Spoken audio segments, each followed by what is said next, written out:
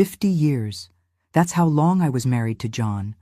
I washed his clothes, cooked his meals, raised our 4 children, and stood by him through everything life threw our way.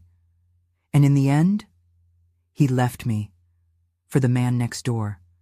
My name is Eleanor, and at 76, I never imagined I'd be starting over. Not after a lifetime spent building what I thought was a solid marriage. But here I am, alone in the house where we raised our family, surrounded by memories that now feel tainted by deception. The whispers started immediately. In our small Connecticut town, news travels faster than a summer storm. "Did you hear about Eleanor and John?" they'd say in hushed tones at church. Poor thing, her husband left her for another man. Some looked at me with pity, others with curiosity, as if searching my face for clues about how I could have missed something so fundamental about the man I shared my life with. I ask myself the same question every morning as I make coffee for one. How did I not know? Were there signs I ignored? The growing distance between us over the years I had chalked up to the natural cooling of a long marriage. The separate bedrooms in our 60s, wasn't that normal at our age? His newfound interest in his appearance, the way he started dyeing his silver hair back to brown, the new clothes. I thought he was just fighting against aging like so many do. What I couldn't explain away was Robert. He moved in next door 3 years ago after his wife passed, a retired accountant with a gentle smile and careful hands that tended to his garden with surprising tenderness. John and Robert became fast friends. Fishing trips, weekly dominoes games, afternoons spent watching baseball. I was happy for John. Men his age need friends, especially after retirement leaves them without the daily social connections of work. I encouraged their friendship, grateful that John had found something that brought a spark back to his eyes. I even invited Robert for dinner every Sunday, served them both my pot roast, and smiled as they discussed politics and sports as if they'd known each other forever.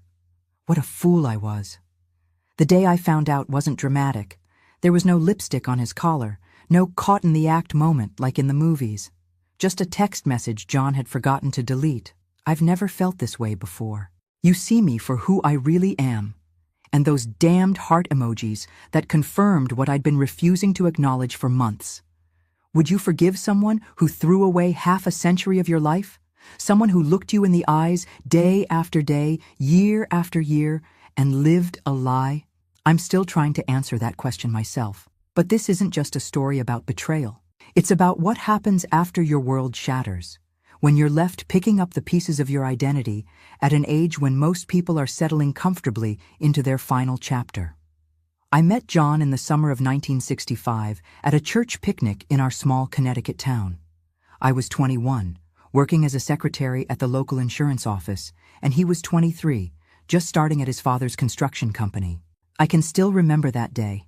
The checkered tablecloth spread across the picnic table, the smell of fried chicken in the air, and John's shy smile as he asked if he could sit next to me.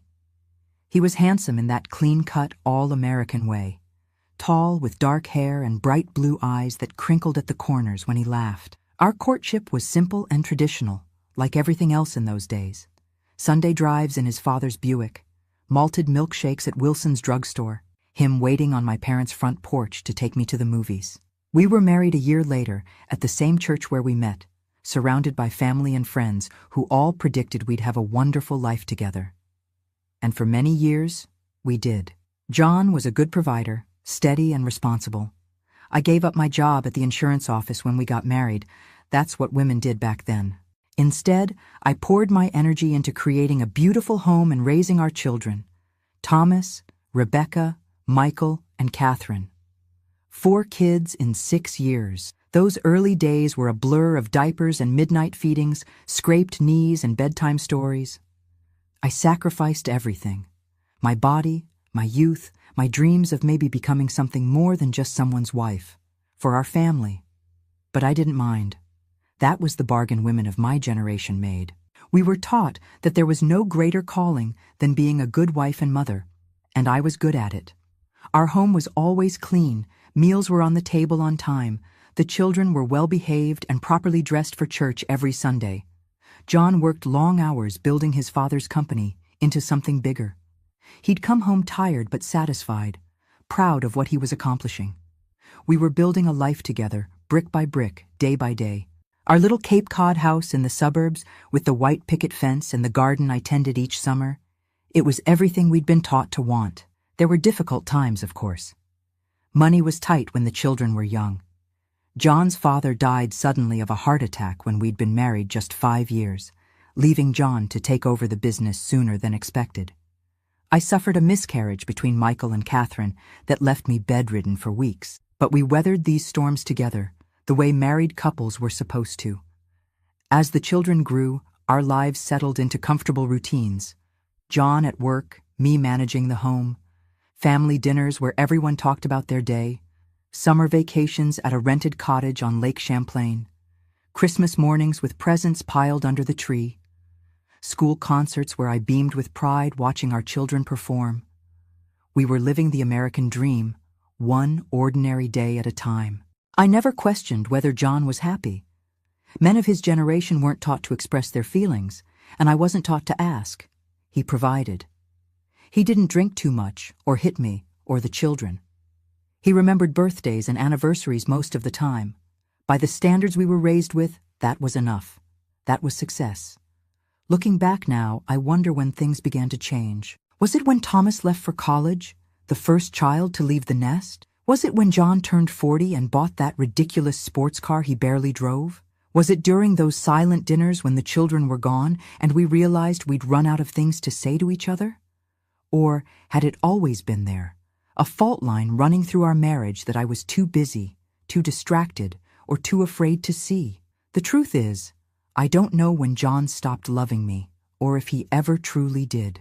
I don't know if he spent our entire marriage longing for something, someone else. I only know that after decades of building a life together, after 4 children and countless shared memories, after surviving all the ordinary trials of marriage and family life, I wasn't enough. I never had been. Maybe that's the cruelest part of betrayal. It doesn't just destroy your present and future, it makes you question your past. Every anniversary celebration, every "I love you," every moment you thought you were building something lasting, was any of it real? Or was it all just a performance, a necessary social script being followed until something better came along? All I know for certain is that in the autumn of 2015, when our youngest grandchild was starting kindergarten, and I was looking forward to growing old with the man I'd loved for half a century, everything I thought I knew about my life was about to change, and it would begin with Robert moving in next door. After our children left home, a silence fell over our marriage. It wasn't sudden. More like a tide slowly receding, leaving behind only the bare sand of what we once had. I noticed it first in the evenings. John would come home from work, hang his coat by the door, and sit in his armchair with the newspaper. We'd exchange the basic courtesies. "How was your day?" "Fine." "Dinner's ready?" "Looks good." But the warmth that had once animated our conversations was gone. For years I told myself this was normal, just the natural evolution of a long marriage. The passion of youth gives way to companionship, doesn't it? That's what my mother had told me, what all the women's magazines said. Marriage changes after the children leave, my friend Marge had confided over coffee.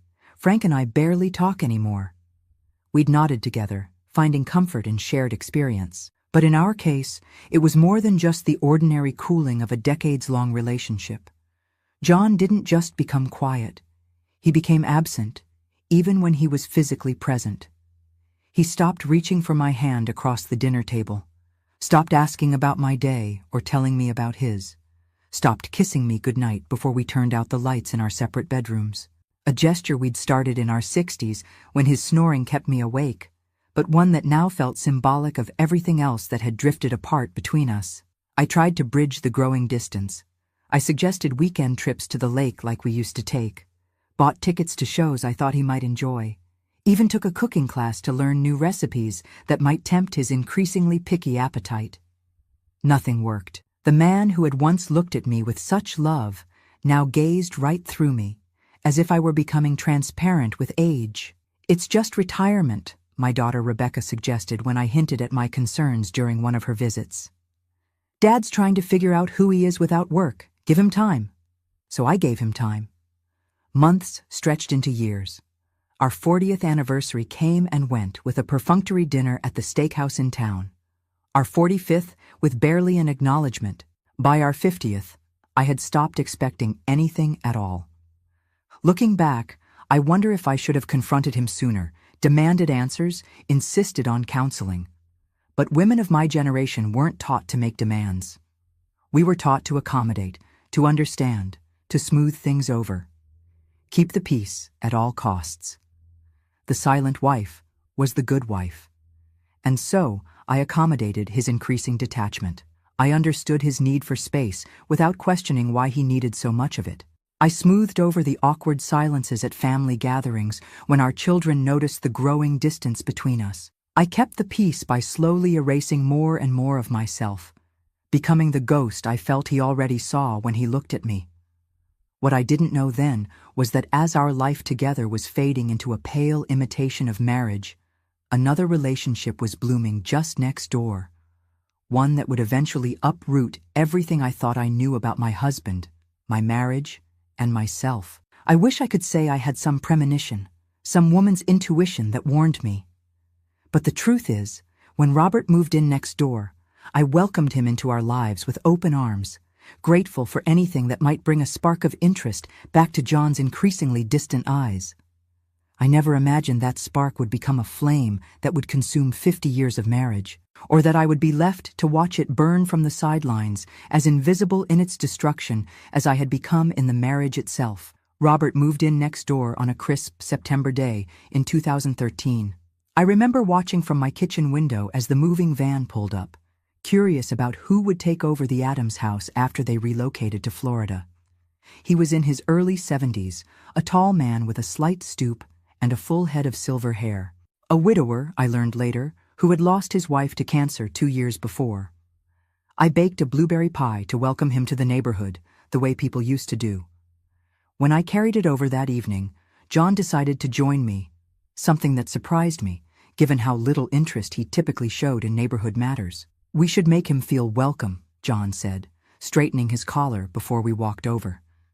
It was the most enthusiasm I'd seen from him in months. Robert opened the door with a warm smile, inviting us into his half-unpacked living room.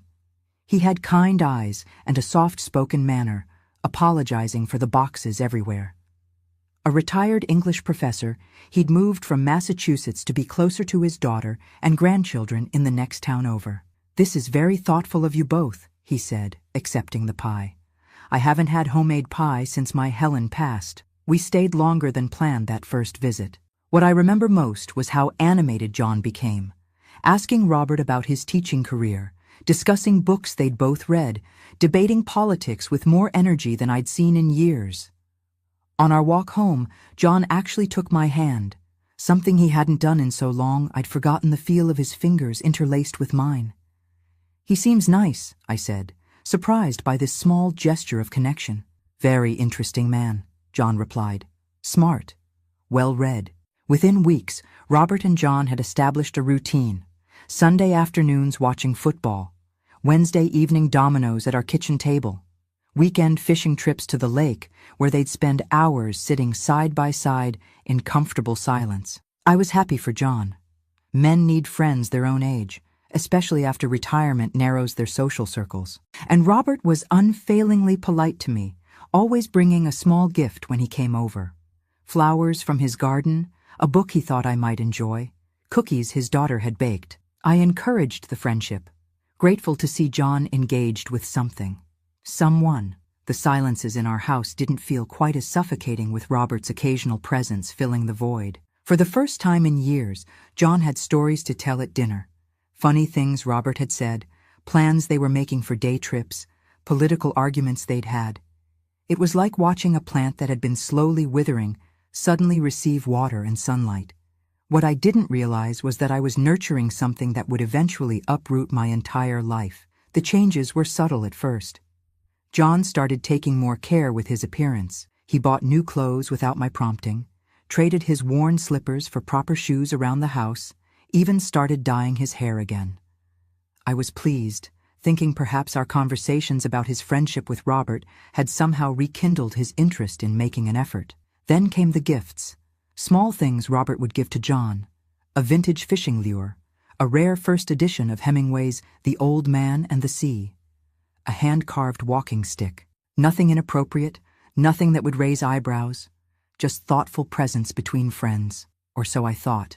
John began spending more and more time next door.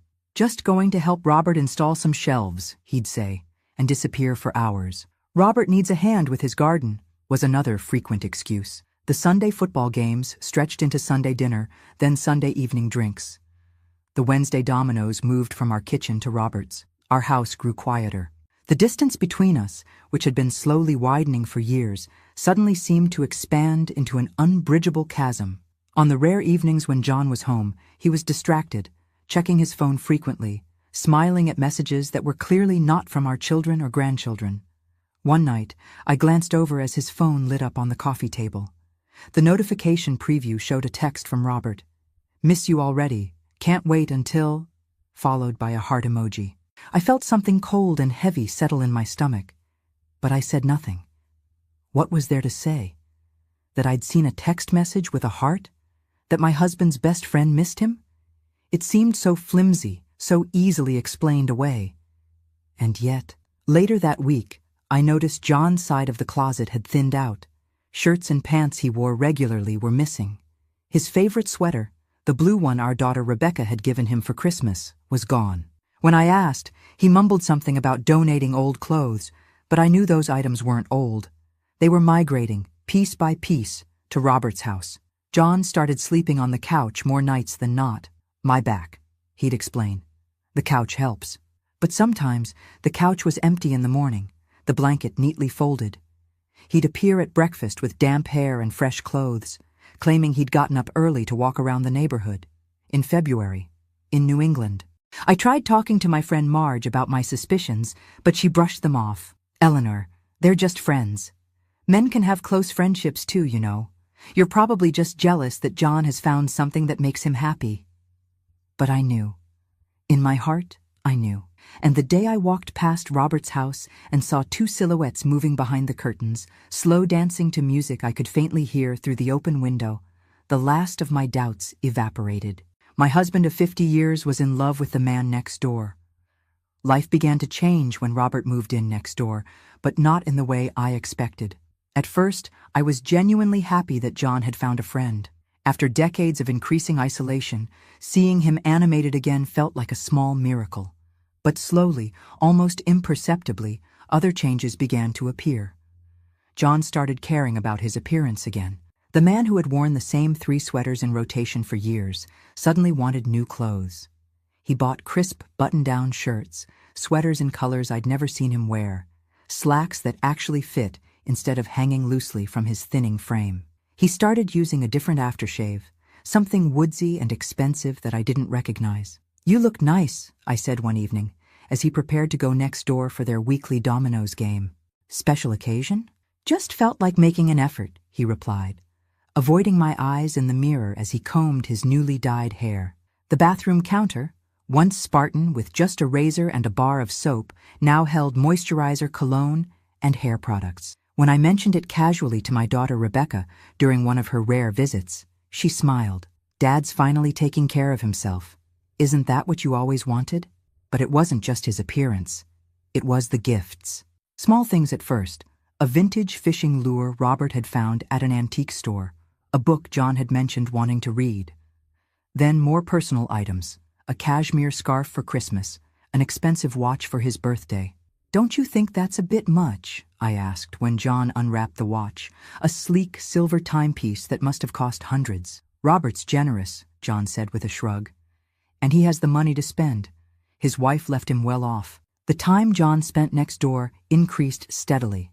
What started as occasional dominoes games became daily visits.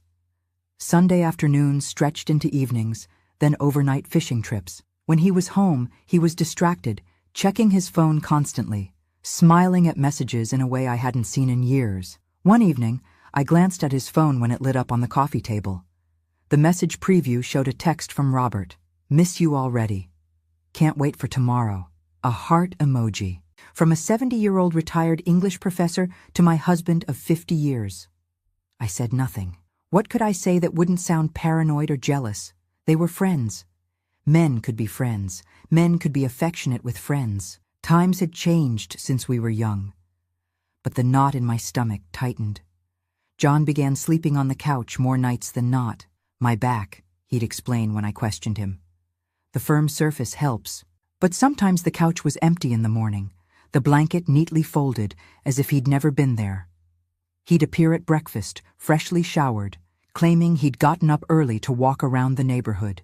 In February, in New England, with temperatures in the 20s. His clothes began migrating next door. First just a jacket left behind, then a change of clothes, in case we get caught in the rain while fishing. Soon, his side of our closet looked sparse, key pieces missing, his favorite blue sweater from Rebecca, the dress shirts he wore to church, the good slacks he'd bought for our granddaughter's graduation. "Did you donate some clothes?" I asked one day, staring at the empty hangers. "Just getting rid of things I don't wear anymore," he said, not meeting my eyes. One afternoon I was walking home from the grocery store when I passed Robert's house. The curtains were partially open, and though I didn't mean to look inside, movement caught my eye. Two figures were slow dancing in Robert's living room, silhouetted against the warm light, bodies pressed close together. The taller figure was unmistakably John. I stood frozen on the sidewalk, grocery bags cutting into my fingers as 50 years of marriage crystallized into a single, devastating moment of clarity. All the signs I'd been ignoring, all the explanations I'd been making to myself, they collapsed under the weight of what I was seeing. My husband was in love with someone else, with Robert. I continued home mechanically, put away the groceries, and sat at the kitchen table staring at nothing. When John came home that evening, I said nothing about what I'd seen. I wasn't ready. Not yet. The next day, I tried talking to my friend Marge about my suspicions. "Eleanor, they're just friends," she said dismissively over coffee at her kitchen table. "Men can have close friendships too, you know. You're probably just jealous that John has found something that makes him happy." But I knew what I'd seen. The way they moved together, the intimacy of their bodies, that wasn't just friendship. The evidence continued to mount. John's wedding ring disappeared from the bathroom counter where he'd always left it at night. "The band was getting tight," he explained when I asked. "My fingers are swelling with age." One night, I heard him on the phone in the backyard, speaking in low, intimate tones I hadn't heard from him in decades. "I can't keep living like this," he whispered. "It's not fair to any of us." When he came inside, his eyes were red-rimmed. He looked simultaneously devastated and relieved, like someone who had finally made a difficult decision. I knew then that our marriage was over. I just didn't know how to face it, how to put it into words, how to make it real by speaking it aloud. So I waited, watching my husband drift further away from me, one day at a time, until he was ready to tell me himself. The signs had been there all along. I just hadn't wanted to see them. I knew in my heart something was happening long before I could prove it. It's that feeling you get when something shifts in your world. Subtle at first, like shadows lengthening before sunset. You can't quite put your finger on it, but it's there, nagging at the corners of your mind. On most days, I tried to convince myself I was imagining things. After all, what would a handsome retired professor like Robert want with my John? They were just friends. Two older men enjoying each other's company in the golden years of life. Wasn't that what we all wanted for our spouses? Companionship beyond the walls of our marriages? But there were moments when doubt would creep in, cold and insistent. Like when I'd walk past Robert's house on my way back from the grocery store and hear their laughter through the open windows. A different kind of laughter than I'd heard from John in years. Intimate, unguarded. The way people laugh when they're truly themselves. One Tuesday afternoon in March, I was pruning my rose bushes when I saw John emerge from Robert's house. He didn't see me, hidden as I was behind the overgrown hydrangeas. He paused on Robert's porch, looked around quickly, furtively, and then leaned back through the doorway. What I saw next made my heart stop. John kissed Robert goodbye, not the casual cheek peck of friends or the brief hug of buddies parting ways. This was a kiss between lovers, lingering and tender in a way that John hadn't kissed me in decades. I dropped my pruning shears. They made a soft thud in the mulch, but neither man noticed. After John walked away, whistling, I remained frozen behind the hydrangeas, trying to process what I'd just witnessed. The evidence I had been both dreading and secretly waiting for had appeared, plain as day, in the weak spring sunshine. For a week after that, I said nothing. I watched as John continued his charade, coming home for dinner, making small talk about his day, sleeping on the couch with the excuse that his back was bothering him. I noticed how he checked his phone constantly, smiling at messages, how he would disappear for hours to help Robert with his garden, even though Robert's yard showed little evidence of any serious gardening. The confirmation came when I was doing laundry one afternoon.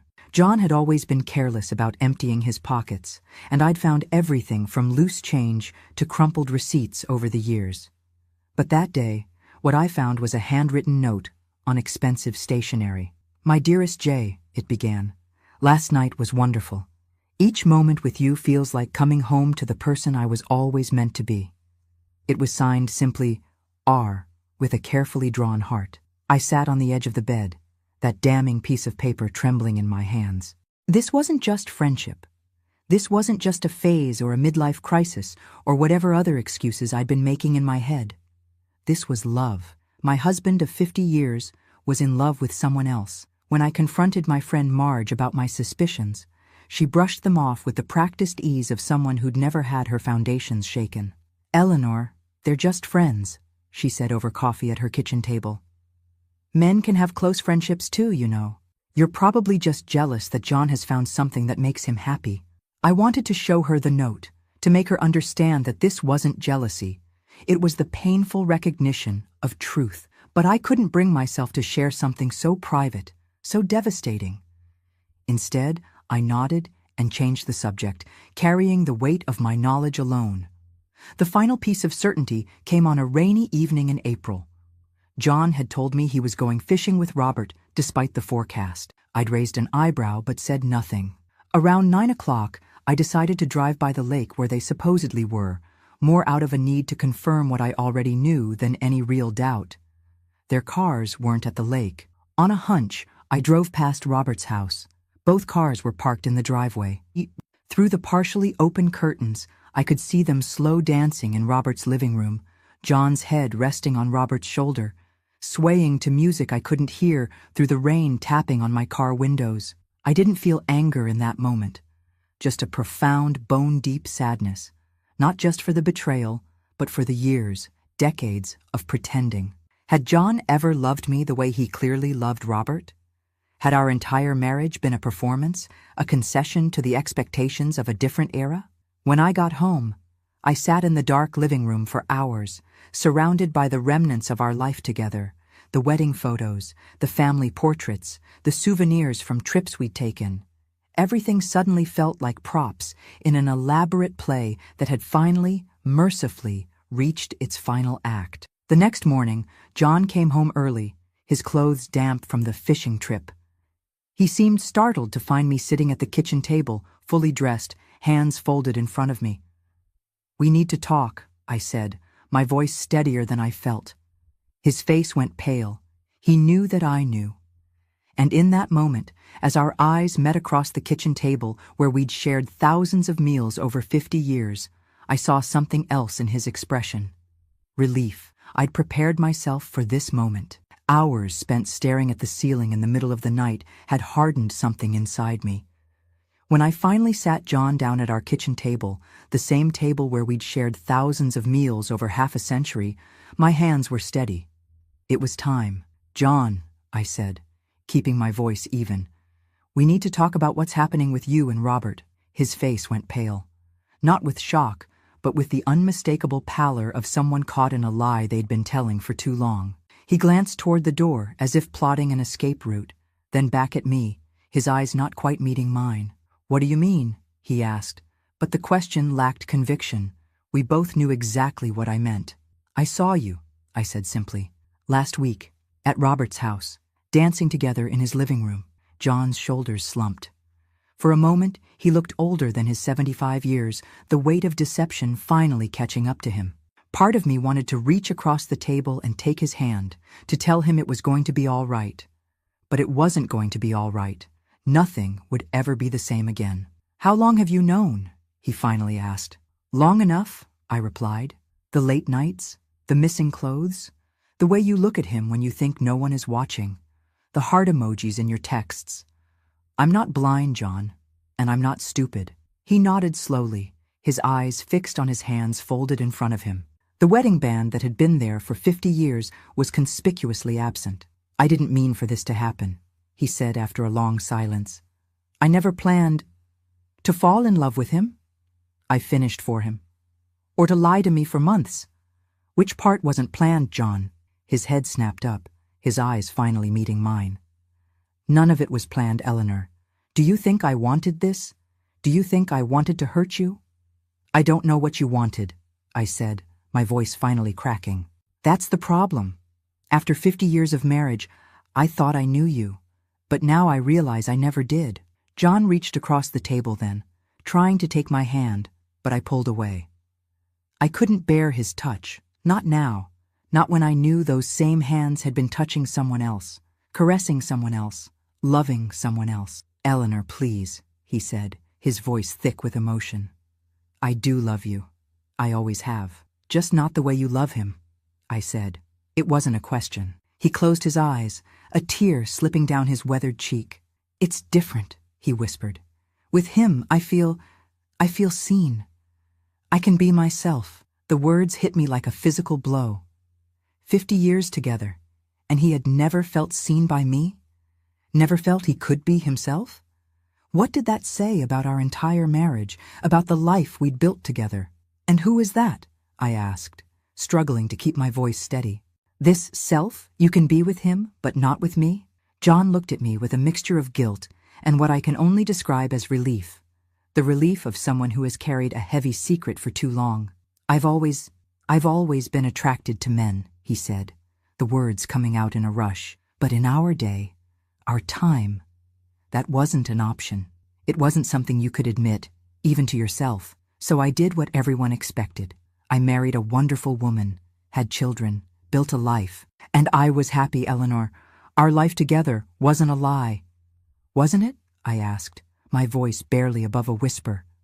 "No," he insisted. "I loved you.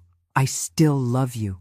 Just not in the way I should have, not in the way you deserved." The kitchen fell silent. Outside, I could hear the neighbor's lawnmower, the distant shouts of children playing, the normal sounds of a world continuing to turn while mine was shattering into pieces. "I want a divorce," John said finally, the words hanging in the air between us. I had expected this, had been preparing myself for weeks, but hearing him say it out loud still felt like having the air knocked out of my lungs. 50 years of marriage ended with 5 simple words. "I'm moving in with Robert," he continued when I didn't respond. "I've already packed most of my things. I didn't want to do this to you, Eleanor. But I can't keep living a lie.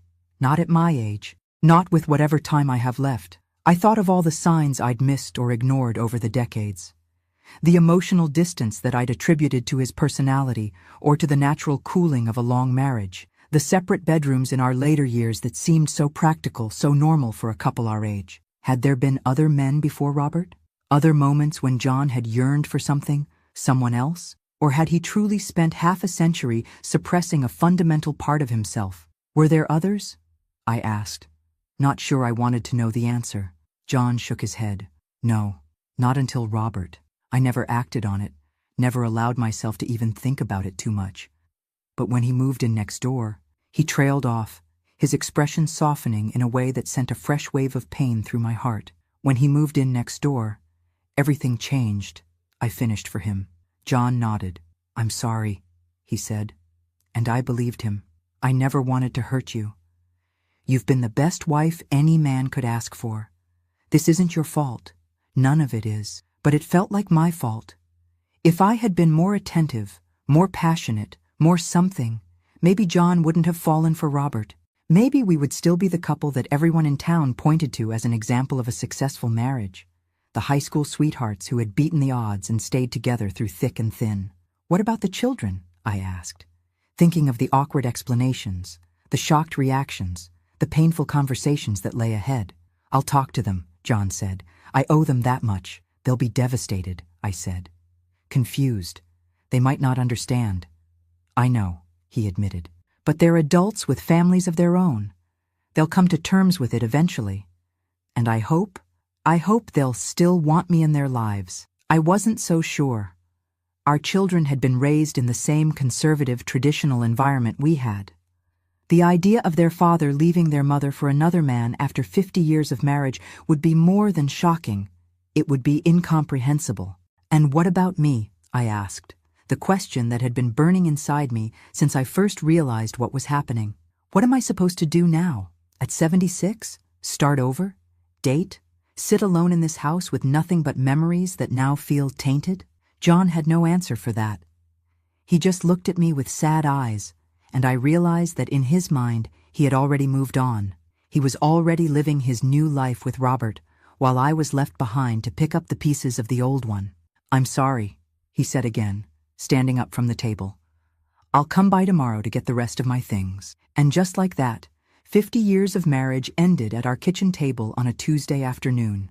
No dramatic showdown, no plates thrown against walls, no screaming matches, just the quiet devastation of a final conversation and the soft click of the front door as John walked out of our home and my life for the last time.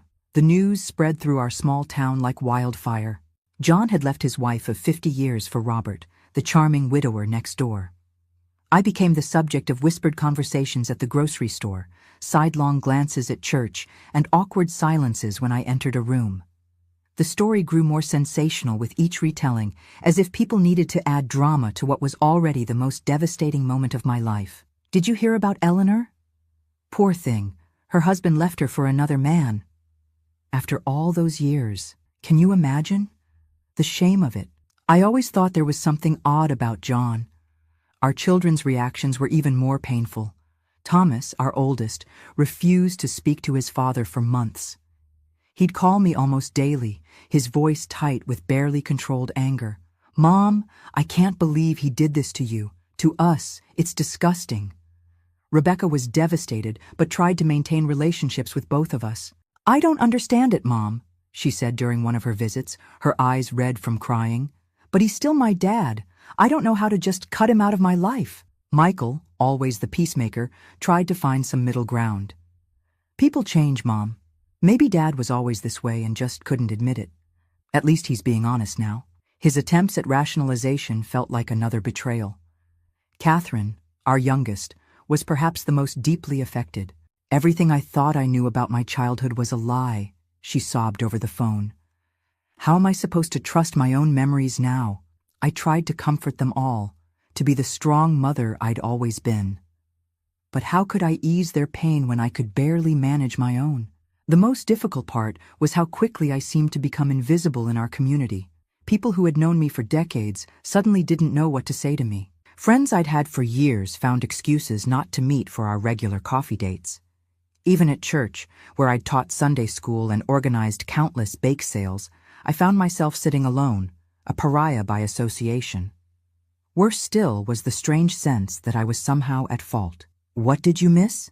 People would ask, not quite meeting my eyes. Were there signs? As if I had failed as a wife by not detecting my husband's hidden sexual orientation over half a century of marriage. John and Robert, meanwhile, seemed to face far less social condemnation than I expected. There were murmurs, of course, and some of our older friends stopped speaking to John entirely. But many people in town expressed a kind of progressive approval, as if John's late-in-life coming out was brave and admirable rather than a devastating betrayal of the promises he'd made to me. It must have been so hard for him, living a lie all these years. I overheard Marge telling someone at the pharmacy. This from the same woman who had dismissed my suspicions just weeks earlier. At their age, they should be able to find happiness, said another. No one seemed to consider what it meant for me, to be discarded after 50 years, to have my entire life reframed as a sham, to be left alone in my 70s when we should have been enjoying our golden years together. The house felt cavernous without John. Every room held memories that now felt tainted.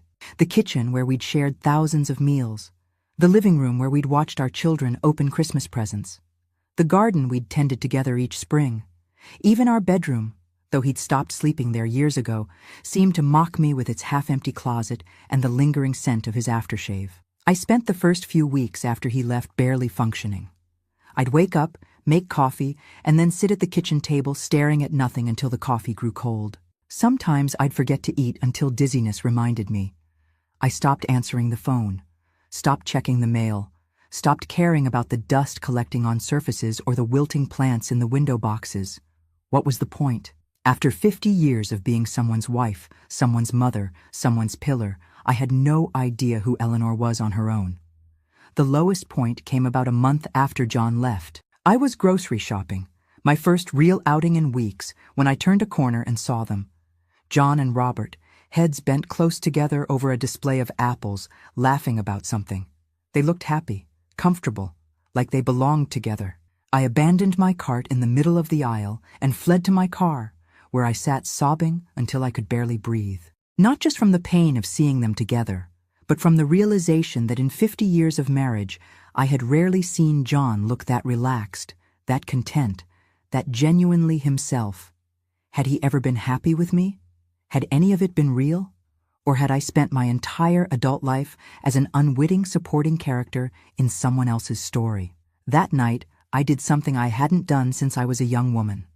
I got thoroughly, completely drunk. Alone in my house, I opened a bottle of red wine that had been saving for a special occasion, and I drank glass after glass, toasting the wreckage of my life. To 50 years of lies, I said to the empty chair across from me. To a marriage that never was. By the third glass, I was crying again. By the fourth, I was ransacking drawers and closets, pulling out photo albums and mementos, determined to find some evidence that our life together had meant something. By the fifth, I was sitting on the bedroom floor, surrounded by the debris of our marriage, too drunk and exhausted to feel anything but numb. I woke the next morning with a splitting headache and a mess to clean up, both literally and figuratively. As I gathered the scattered photos and keepsakes, something shifted inside me. This couldn't be how my story ended. I refused to be reduced to the sad old woman abandoned by her husband. I had spent too many years being strong for everyone else to crumble now, when I needed that strength for myself. That afternoon, I received an unexpected call from Marlene, an old friend from my secretarial days who had moved away decades ago. She was passing through town and wanted to meet for lunch. I heard about John, she said when we sat down at the local diner. Men are trash, Eleanor. Always have been. I laughed for the first time in weeks. Marlene had been divorced 3 times and wore her cynicism like a badge of honor. Come on, she said, squeezing my hand across the table. The senior center has a water aerobics class starting next week.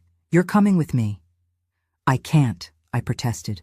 I haven't been in a swimsuit in 20 years. All the more reason, she insisted. Eleanor, you've spent 50 years being John's wife. Now it's time to figure out who Eleanor is. I wanted to refuse, to go back to my empty house and my grief. But something in Marlene's determined expression wouldn't let me retreat. Fine, I conceded. 1 class, but I'm not promising to enjoy it. I had no idea then that this reluctant agreement would be the first step toward rebuilding my life from the ruins John had left behind. That in losing the identity I'd held for half a century, I would finally discover the woman I was meant to be all along. For weeks after John left, I moved through our house like a ghost, a wisp of who I once was, floating from room to room without purpose or destination. Some days, I'd find myself standing in the kitchen, staring at the coffee maker, with no memory of how I got there or how long I'd been standing. Other times, I'd look up from a book to realize hours had passed and I hadn't turned a single page. The house I'd lovingly tended for 50 years now felt like a museum of a life that no longer existed. Every corner held memories that cut like glass. The doorframe with pencil marks tracking our children's growth. The dining table where we'd shared thousands of meals. The garden bench where John had proposed half a century ago. I couldn't bear to look at them, yet I couldn't look away. Sleep became my only escape. I'd go to bed earlier each night and rise later each morning, the hours in between filled with fitful dreams where John was still beside me, where our marriage hadn't been built on sand. but waking was always the same cruel reminder. I was alone at 76, abandoned for someone else. You should get rid of his things, Rebecca suggested during one of her visits, her eyes moving from the coat rack where John's jacket still hung to the closet where his shirts remained. It might help you move on, but I couldn't bring myself to erase him. Not yet. Removing his belongings would make his absence real in a way I wasn't ready to face. My lowest point came about 6 weeks after he left. I was at the grocery store, mechanically placing items in my cart. Smaller portions now, single servings of everything. When I turned a corner, and there they were. John and Robert, heads bent close together over the produce display, John laughing at something Robert had said. They hadn't seen me yet, and for a moment I simply stood frozen, cart clutched in white-knuckled hands, watching them. They looked happy, comfortable, natural together in a way that made my stomach twist with both pain and a strange sort of clarity. In 50 years, I had rarely seen John's face so unguarded, so at ease. The realization hit me like a physical blow. This wasn't just a late-life crisis or a temporary infatuation. This was real. I abandoned my cart in the middle of the aisle and fled, tears blurring my vision as I drove home. That night, I did something I hadn't done since college. I got thoroughly, completely drunk. Alone in my kitchen, I opened a bottle of wine we'd been saving for our anniversary and drank glass after glass, toasting the wreckage of my life. To 50 years of lies, I said to the empty chair across from me. To a marriage that never was. By the time I reached the bottom of the bottle, I was ransacking drawers and closets, pulling out photo albums and mementos, searching for, what? Evidence that our life together had been real? Proof that John had loved me at some point? I fell asleep on the living room floor, surrounded by the debris of a half-century of shared history that now felt like an elaborate fiction. I woke the next morning with a splitting headache and a mess to clean up, both literally and figuratively. As I gathered scattered photos and keepsakes, something shifted inside me. A quiet voice beneath the pain whispered, "This cannot be how your story ends." That afternoon, I received an unexpected call from Marlene, an old friend from my secretarial days whom I hadn't spoken to in years. She was passing through town and wanted to meet for lunch. "I heard about John," she said bluntly when we sat down at the local diner. Her directness was both jarring and refreshing after weeks of sympathetic murmurs and averted eyes from neighbors and friends. "Men are trash, Eleanor. Always have been." I laughed for the first time in weeks, a rusty sound that surprised me. Marlene had been divorced 3 times and wore her cynicism like a badge of honor. "What are you doing with yourself these days?" she asked, studying me over her coffee cup. "Nothing," I admitted. "Just existing." She frowned. "That won't do. The senior center has a water aerobics class starting next week. You're coming with me." "I can't," I protested automatically. "I haven't been in a swimsuit in 20 years. "All the more reason," she insisted, reaching across the table to squeeze my hand. "Eleanor, you've spent 50 years being John's wife. Now it's time to figure out who Eleanor is." I wanted to refuse, to retreat back to my empty house and my grief. But something in Marlene's determined expression wouldn't let me. "Fine," I conceded. "One class, but I'm not promising to enjoy it." The following Tuesday, I found myself standing awkwardly at the edge of the community center pool, wearing a modest black swimsuit and feeling painfully exposed. Around me, women of various ages and shapes chatted easily, seemingly unconcerned about their bodies or who might be judging them. "I can't do this," I whispered to Marlene, panic rising. "Everyone will stare." "Honey, at our age nobody's looking," she replied with a laugh. "And if they are, who cares? We've earned every wrinkle and sag." The instructor, a cheerful woman in her 60s named Gloria, blew her whistle and called us into the water. To my surprise, the cool water embraced me like an old friend. As we began the gentle movements, I felt something I hadn't experienced in months, a moment of peace. For an hour, I wasn't John's abandoned wife or the neighborhood object of pity. I was just a woman moving her body through water, feeling muscles awaken and stretch. After class, several women invited Marlene and me to join them for coffee. I hesitated, but Marlene answered for me. "We'd love to. Sitting in the small cafe adjacent to the community center, I found myself surrounded by women my age, all with stories of their own. Sarah had lost her husband to cancer 2 years ago. Patricia had divorced her philandering spouse after 40 years. Helen was caring for her husband with Alzheimer's. They shared their experiences without self-pity, exchanging practical advice and occasional bawdy jokes that made me blush and then laugh. "The first year is the hardest," Sarah told me, her eyes kind. "But it does get better. You find ways to fill the spaces they left behind. And sometimes," Patricia added with a wink, "you find that what fills those spaces is far better than what was there before." As I drove home that afternoon, I felt something subtle shift inside me. The pain was still there, the betrayal still raw, but alongside it was something new. A tiny flicker of possibility. Perhaps there was life after John. Perhaps being abandoned at 76 wasn't the end of my story, but the beginning of a new chapter I hadn't anticipated. The next day, I signed up for the full water aerobics session. The day after that, I called a real estate agent to discuss selling our house, my house now. The memories it held were too heavy, too painful. I needed a fresh start in a place that wasn't haunted by 50 years of what I now questioned had ever been real.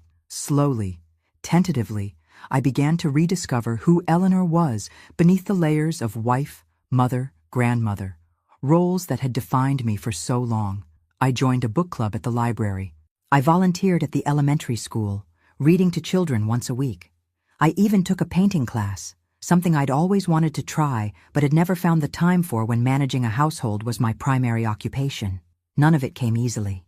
There were still days when grief ambushed me, when I'd find myself reaching for the phone to tell John something before remembering he wasn't mine to call anymore. Nights when I'd wake up reaching for a warm body that wasn't there. Moments when I'd see elderly couples holding hands in the park and feel a surge of bitter envy so strong it took my breath away. But there were also new joys I hadn't anticipated. The freedom to eat what I wanted, when I wanted.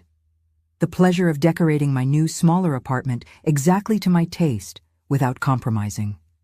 The satisfaction of making decisions, large and small, without consulting anyone else. The delight of female friendships that deepened as we shared vulnerabilities and strengths. 6 months after John left, I ran into him and Robert at a restaurant in the next town over.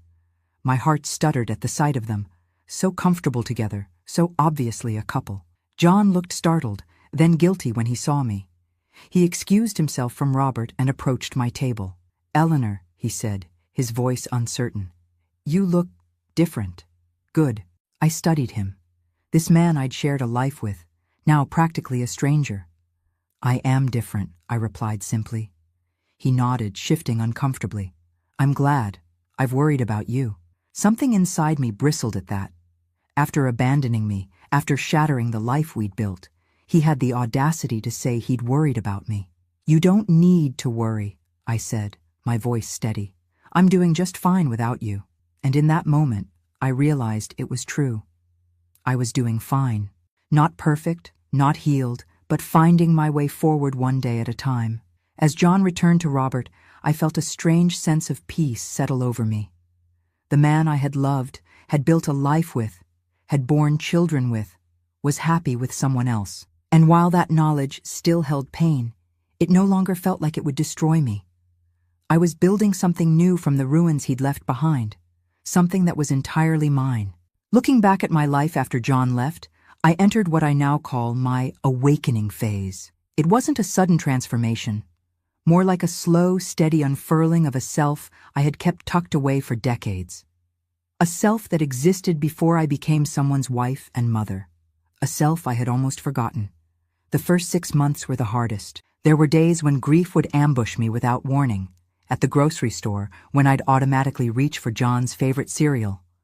Or when a song from our courting days played on the radio.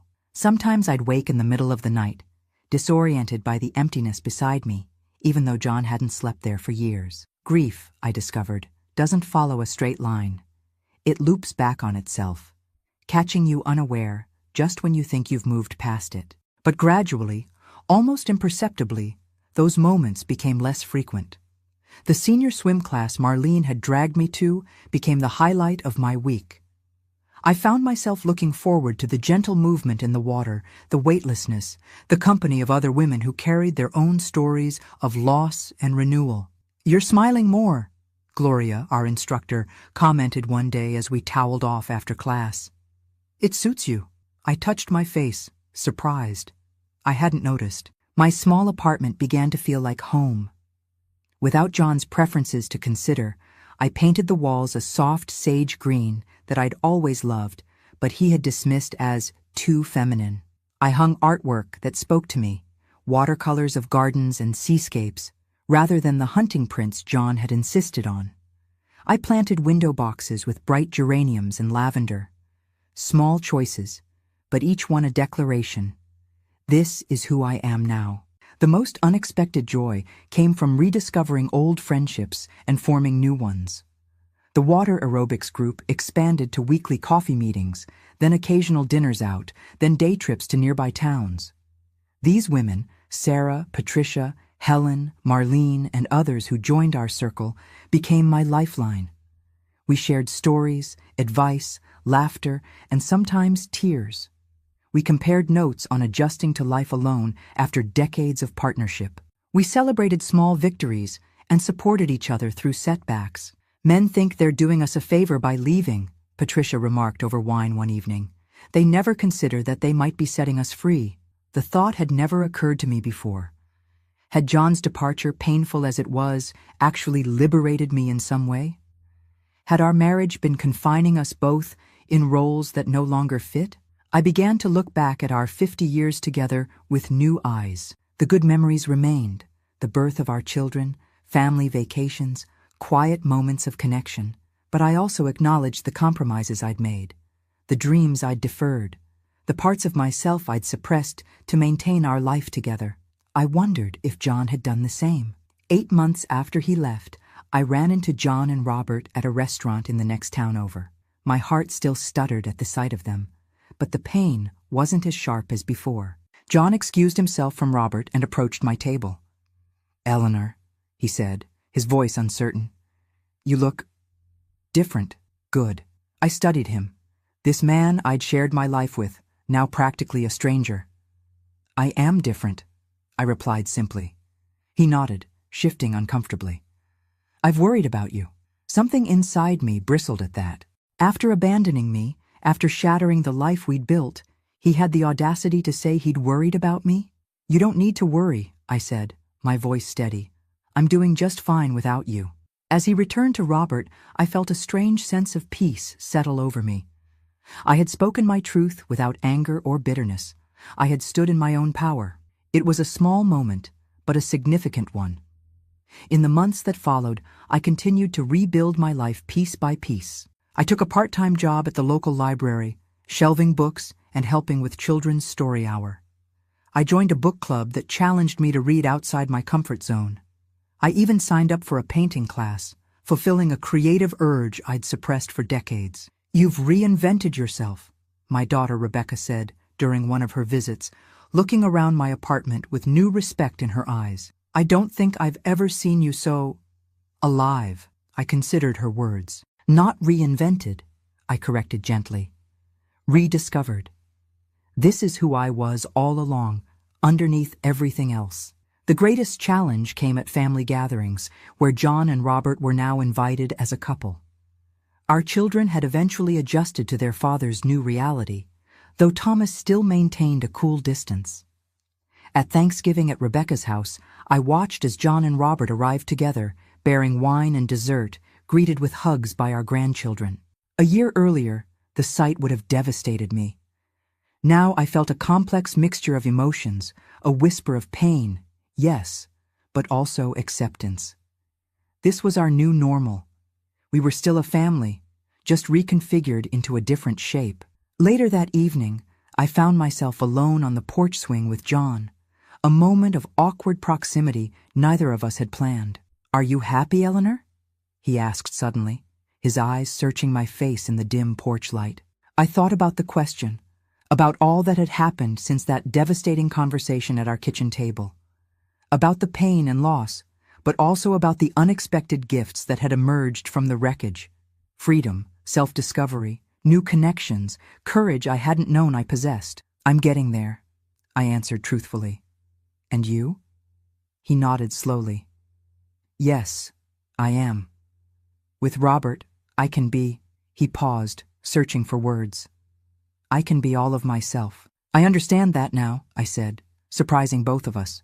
Not at first, but I do now. We sat in silence for a moment, the porch swing creaking gently beneath us.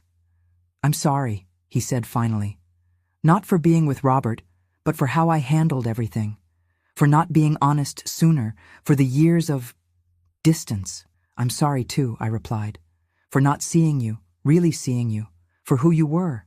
It wasn't forgiveness exactly, the wound was still too fresh for that, but it was a step towards something like peace. An acknowledgement that we had both been trapped in a marriage that couldn't accommodate our true selves for different reasons. As I approach my 77th birthday, I look back on the past year with a sense of wonder. Never would I have imagined, as I sat devastated at my kitchen table the day John told me he was leaving, that I would find my way to this new life. That I would discover strength I didn't know I possessed. That I would learn to be alone without being lonely. That I would find joy again. Do I forgive John? That's a complicated question. I understand him better now. I can see how the constraints of our generation, the expectations, the limitations, the silence around certain truths, shaped both our lives in ways neither of us fully recognized until it was too late. I can acknowledge that his decision to leave, painful as it was for me, came from a place of authenticity rather than cruelty.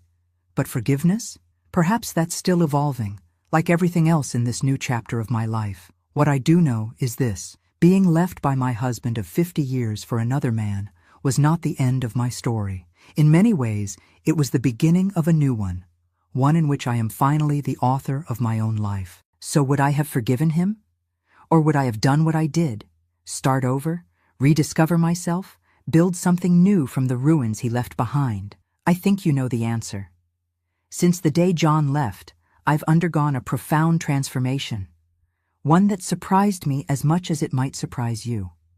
What began as the most painful chapter of my life slowly became something unexpected, a journey of rediscovery.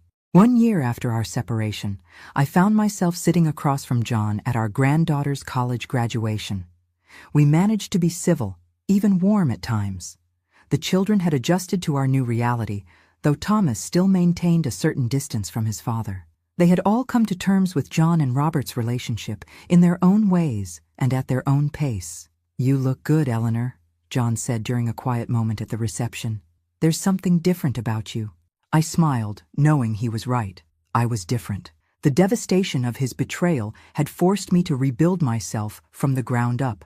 In doing so, I discovered parts of myself that had been dormant for decades. My small apartment had become a sanctuary, decorated entirely to my taste. I'd joined a book club at the library, where I'd made new friends and rediscovered my love of reading. The water aerobics class had become a fixture in my week, followed by coffee with the ladies, Sarah, Patricia, Helen, and Marlene. We called ourselves the Second Act Club, all women rebuilding their lives after loss, betrayal, or major change. I'd even started dating, something I never thought I'd do at 77. Nothing serious, just occasional dinners with Harold, a kind widower I'd met at a community center dance. We enjoyed each other's company without expectations or pressure. It felt strange and wonderful to be appreciated simply for who I was, not for what I could provide or who I had been for half a century. "I am different," I told John. I had to be. He nodded, understanding in his eyes. "For what it's worth, I'm sorry for how I handled everything. Not for being with Robert. I won't apologize for finally being honest about who I am, but for the way I hurt you. You deserved better." "Yes," I agreed, surprising us both with my directness. I did. We shared a small smile then, acknowledging what we both knew. Our marriage had been built on shifting sand, part genuine love, part societal expectation, part mutual compromise. Neither of us had been fully seen or fully known by the other. And while that didn't excuse his betrayal, it helped explain it. When Robert joined us, there was an awkward moment, but then he extended his hand to me. "Thank you," he said simply, For what? I asked. For not hating us. For allowing your family to still include John. I know how easy it would have been to turn them against him. I looked at this man who had upended my life, who had given John something I never could, and I realized I no longer hated him either. He hadn't set out to destroy my marriage. He had simply found in John what John had been searching for his entire life, the freedom to be himself completely. Hate takes too much energy, I said finally, and I've found better uses for mine these days. Later that evening, back in my apartment, I sat on my balcony watching the sunset. I thought about the strange journey I'd been on since that day in the kitchen when John told me he was leaving. The pain, the shame, the grief, the anger, all of it had been real and necessary. But so was the growth, the discovery, the newfound independence. I thought about forgiveness. Had I forgiven John? Perhaps not entirely. The wound was still tender in places, but I had stopped letting it define me. I had stopped allowing his choices to determine my worth or my future. I had, in the end, chosen myself, perhaps for the first time in my adult life. I had chosen to rebuild rather than wither, to explore rather than retreat, to live fully rather than merely exist in the shadow of betrayal. So would I have forgiven him? Or would I have done what I did, start over and rediscover myself? I think the answer lies in understanding that sometimes the greatest act of self-love isn't forgiveness, but rather the courage to walk away and create something new. Sometimes the most profound healing comes not from patching what was broken, but from building something different entirely. Life after betrayal isn't about getting even or getting back what was lost. It's about getting on, moving forward into whatever time remains with openness, curiosity, and the hard-earned wisdom that comes from surviving what you once thought would destroy you. At 77, I never expected to be starting over. But here I am, the author of my own life at last. And while I wouldn't wish my path on anyone else, I can't regret where it has led me. To this moment, this peace, this unexpected second chance at truly living. So if you find yourself standing in the ruins of what you thought would last forever, know this: it isn't the end. It might just be the beginning of the most authentic chapter of your life. And one day you might look back and realize that what seemed like the worst thing that could happen to you actually set you free.